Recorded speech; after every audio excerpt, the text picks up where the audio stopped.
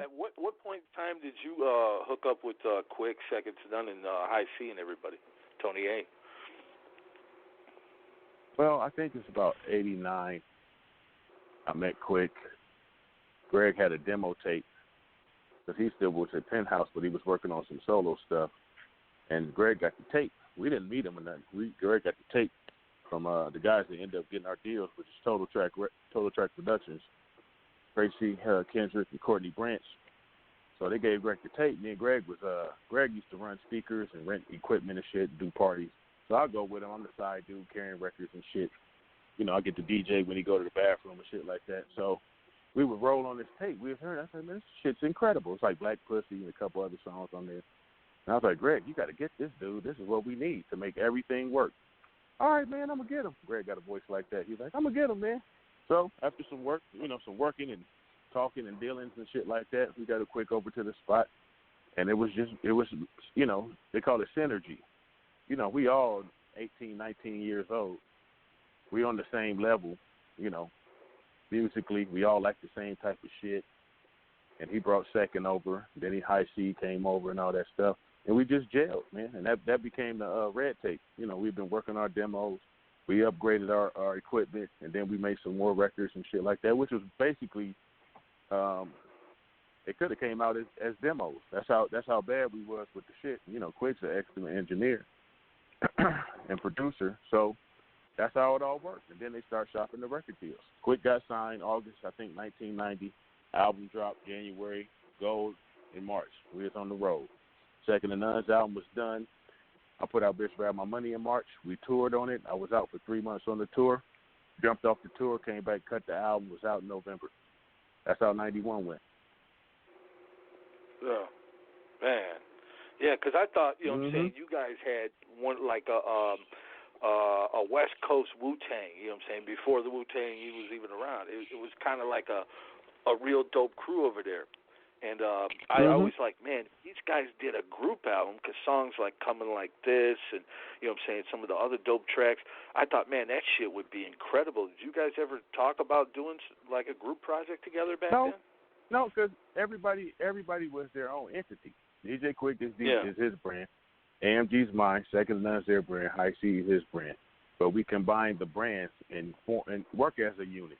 We still tour and work as a unit, even though we're not. And what's funny, recently discussed is like, you know what, fellas, we've never done a whole crew record. You know what I mean? Yeah. Because, I guess maybe 5 to 1 is better than 1 to 5, because I could win 5 times instead of just one big win.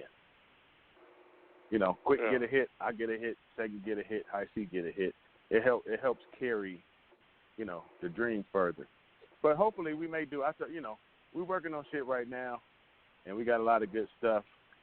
So hopefully, maybe this next run in the next year or two, we could possibly do an EP all together.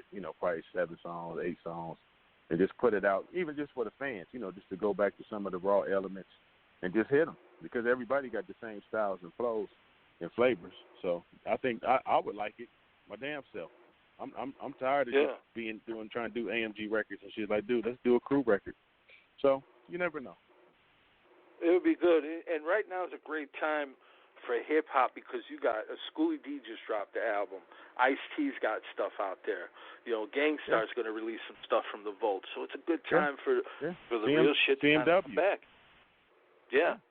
Well, I think everybody took a break for a second just to see if our era of hip hop was going to be fully respected again. And that starts with the tours. People go out on the road, people come out and see you.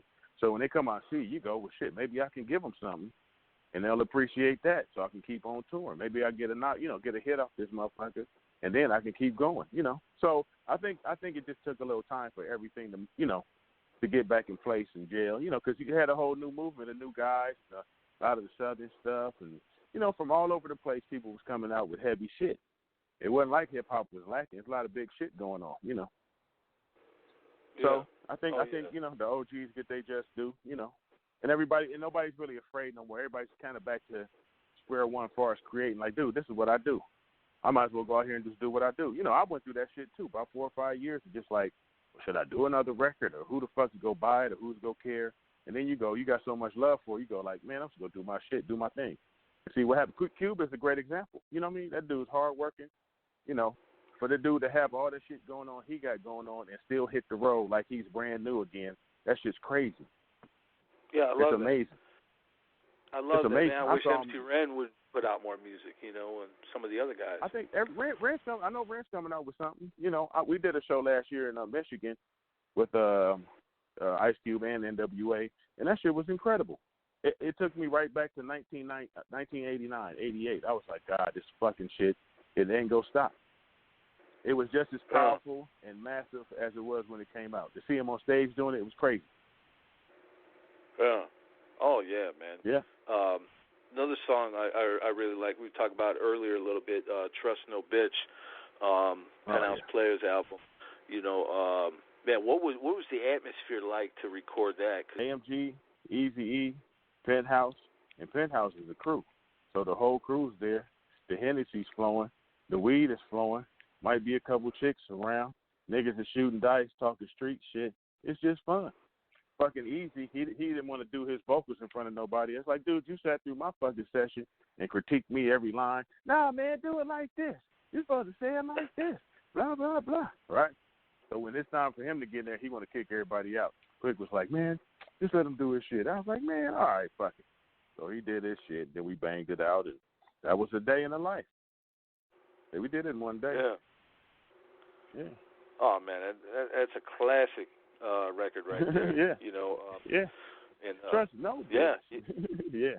They had to put that in Eazy-E's greatest hits because that definitely was one of them. You know. Yes, sir. Yes, sir. He made a way for all that to happen.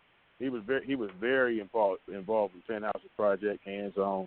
You know, every video, every fucking time they was in public, he was with them. So that was the genius of him to place himself in that element and rock with them. You know what I mean? It wasn't like he just wrote a check and was like, all right, y'all get this shit done. Nah, always around. Anytime you called him and needed him, he was always there. He was a true executive. Everybody I talked to over the years, they always said that Eazy-E was just a straight-up stand-up dude, and he was real as hell. You know, you can't get an empire like that slacking. You know, not at all. Yeah, I've seen this dude leave a spot 3, 4 in the morning and show up for the meeting at 9 o'clock in the morning. Like it's no sweat.